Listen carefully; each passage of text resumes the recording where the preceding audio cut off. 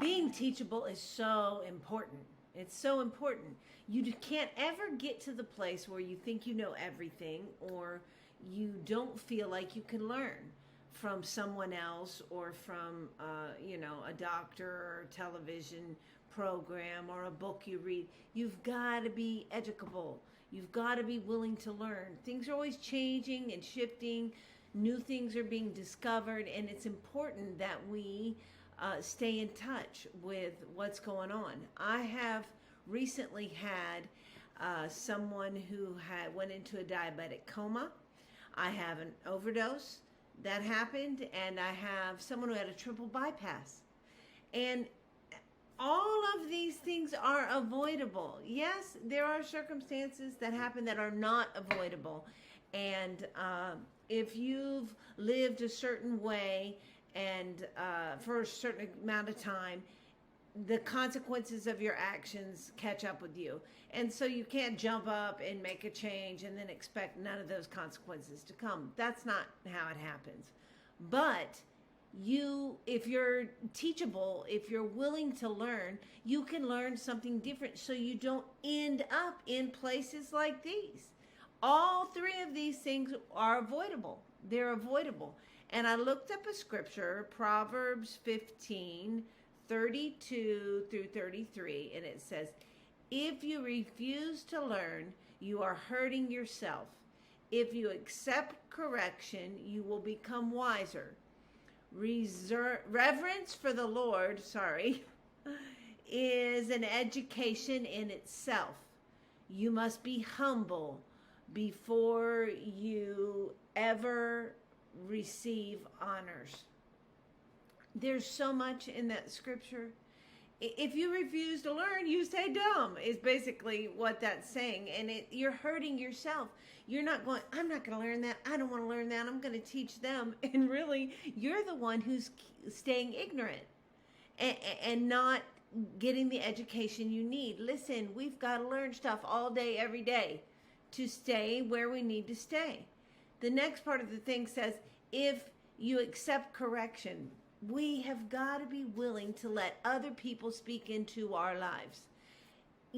Everybody has something to offer you. People you meet on the street, the grocery store clerk, someone at the mechanic shop, people at church, people, wherever you go. And people from different religions and different walks of life. There is something to be learned from everyone you come in contact with. And I believe that that's why God lets us come in contact with different people from different backgrounds, so that we can learn things they've learned. And so being teachable, being willing to listen and receive from other people is always a beneficial thing. And reverence for the Lord is an education in itself. That's what the scripture says. And it's true.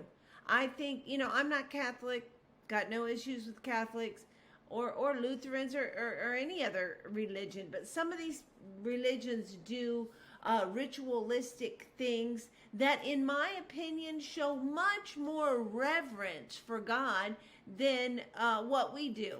In the Baptist church or in a non-denominational church, we come to church, we stand up, we sit down, we give an offering.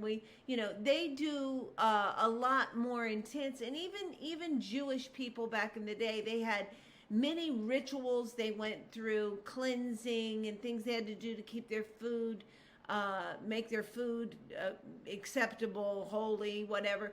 Yeah, there's things like that we do not have to do because of Jesus' death.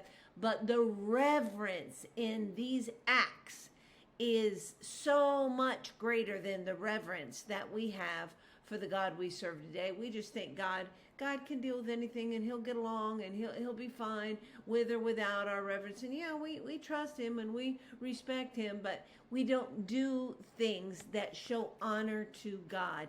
And that comes from disciplining ourselves. And that's why these acts of reverence, like Catholics go to confession, it's an act of reverence. That's the mindset behind it. I don't feel like we need to go to confession because I could talk to God myself. But that's neither here nor there. They do that out of such a reverence for God that they don't feel like they can come into his presence. That it's a disconnect from God. And so to me, it's something that needs to be corrected. But the awesome wonder of who God is and that they can't come into his presence is something the Western world church lacks today. We take God for granted and we don't respect him in the way that he deserves to be respected. Because if we did, we wouldn't do a lot of the things we do. So, guard your heart, be careful in your mind of how much respect you have for God, because your actions will reflect that. And then it says you must humble yourself before you ever receive honor. And I think, of writing my book, and I thought, oh, who knows if anybody will ever read it, and then selling this many copies, that many copies, and then ending up having 30,000 in circulation and being so thrilled about that. And now having 100,000 on tablets and all my other stuff on the tablets, I've gotten to a place where people are recognizing me places I go, and there's a certain amount of reverence and honor that comes with that, which I thought I would never have. Listen, there's many times in my life I didn't deserve anything like that. But I've had to stay humble, and I've had to continue to post things for years and years at a time and only getting 4 or 5 likes. That comes from a humility. The humility was, I'm going to do this for me, and I'm going to do this because God has instructed me to, not because I'm getting recognition from other people or because I'm making money or because it isn't about that. And so I know that that's true because that's come true in my life.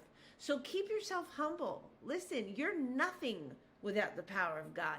You have nothing to offer the world, and everything you do is half-ass and hardly what it should be if you are not following after the truth and the things of God. So those are things I want you to keep in your mind this week and stay focused on. Be teachable. Keep yourself teachable. You can do that. Have a great week. It's important that we have a reason to wake up every day. Take your feelings to him. He's good. It's amazing. I've experienced it, and so can you. You can do it. It'll make a difference.